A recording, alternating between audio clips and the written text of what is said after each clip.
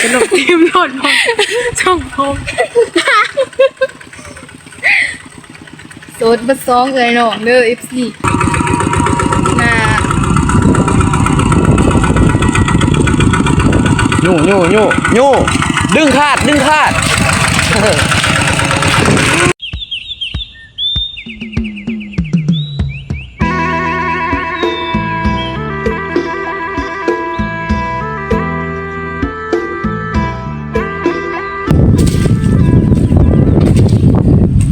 ทักทายสบายดีคือเก่าเด้อพ่อแม่พี่น้องบ่ว่าจะเป็น FC ฟังไทยหรือฟังลาวก็กราบสวัสดีสบายดีมื้อนี้มาเข้าสู่ช่องน้องตุนสาวลาวใต้คือเก่าพ่อแม่พี่น้องเอ้ยมื้อนี้น้องตุนสิพาพ่อแม่ FC ทุกคนมาลกกาดำหน้าคือเก่าเพราะว่า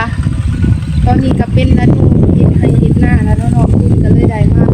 เฮ็ดไร่เฮ็ดนาลกกาดำหน้านี่แหละพี่น้องเอ้ยมื้อนี้มีหลายคนเด้อพี่น้องมื้อวานนี้มีอยู่ 3-4 คนมามื้อนี้แบบมีคนมาตื่นฟังคุณดำหน้าเพื่อฟังนี่จะลบกะมาน้องคุณสิพามาเบิ่งบรรยากาศว่ามันสิเป็นแนวใดมาพี่น้องเอ้ย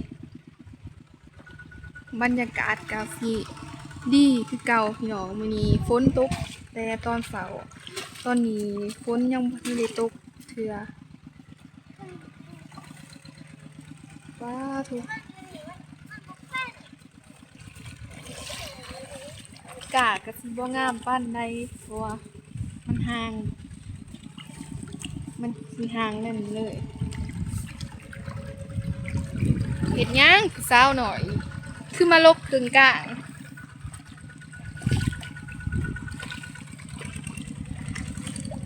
เป็นตะลกกานะโมกากะห่างคือแขวเจ้าของหุ่นวะเอาลกเบิ้งนี่ถ่ายให้พ่อแม่ FC เป็นเบิ้งร้านเช้าหน่อย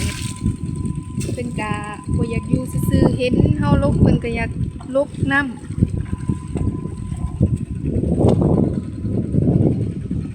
ฝนก็หย่อยเลยเด้หย่อยแบบว่าฝนอิหยังดอกเอิ้นว่าฝนน้องคุณบ่เป็นสิว่าแบบมันดื่มแนวเว้าเลยฟังนี่ก็สิขาดหน้าพี่น้องฟังนี่ก็ดำหน้า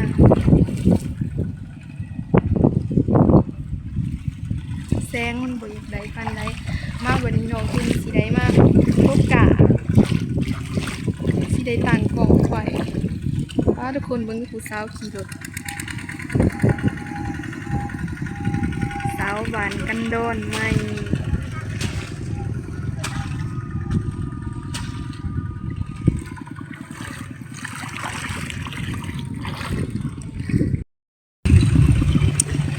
ไปพี่น้องตุ้มก็ได้ตังกล่องไว้นี่ถ้าลมปัดนี้ลมเลยได้ก็บ่เป็นหยัง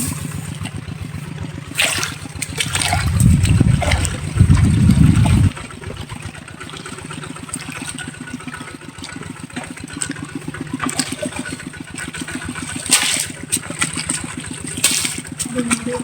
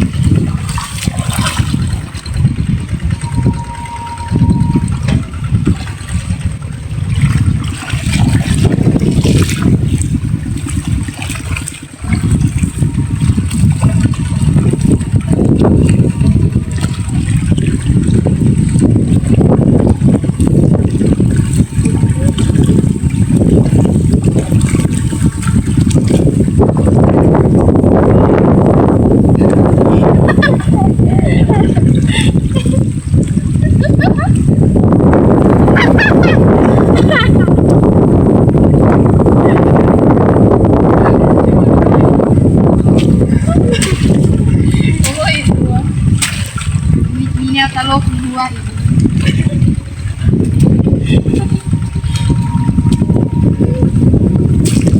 ลบแห้ง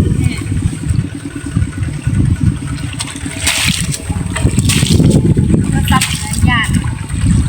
ลบใส่หนักลบใส่หนักสีกังนะ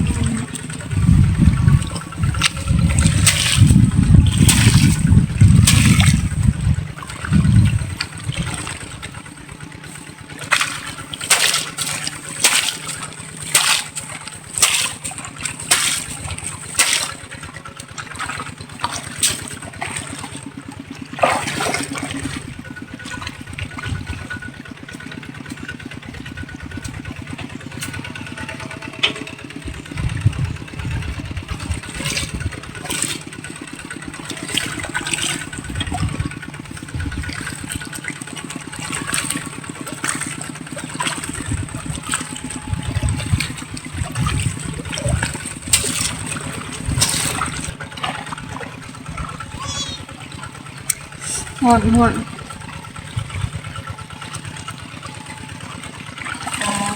สบายดีเด้อผู้สาวเอ่ยคนงามเป็นยังโซนเยอะ ตลกทีมหลอดของช่องผม โซนบัดซองเอ่ยน้องเด้อ FC หน้าผู้น้องมันสิใหญ่กว่าผู้เอ่ย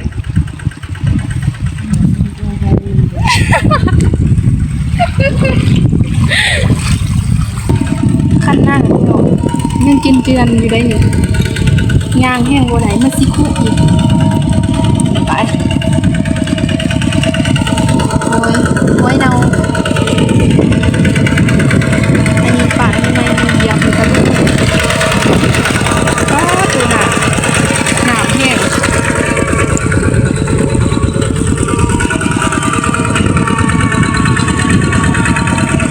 มายืนขาถึงบรรยากาศแถวบ้านกันนอนไปจ้ะคือว่าดีทุกคนเบิ่งเห็นบ่แถวผู้หน่วยนั้นมันจะเป็นหมอกลงเลย เป็นหมอกลงตลอดเวลาเลย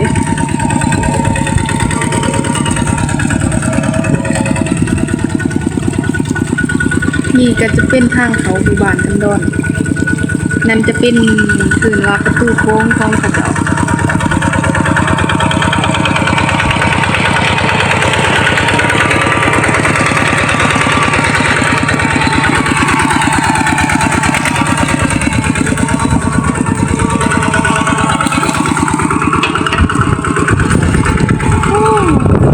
หน้าบ่คันแล้วก็สิมาดำ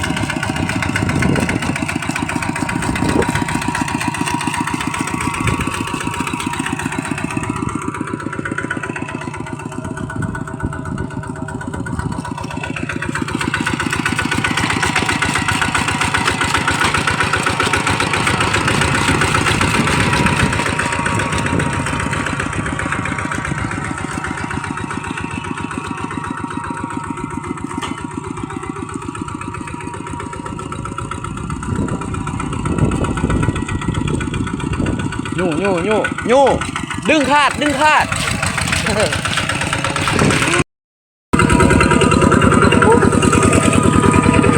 เกือบทุกคนเกือบรถขึ้นข้างหน้าเอาเนี่ยตื่นเต้นแฮะนี่แหละที่ชีวิตของสาวสุดโมดโอ้ย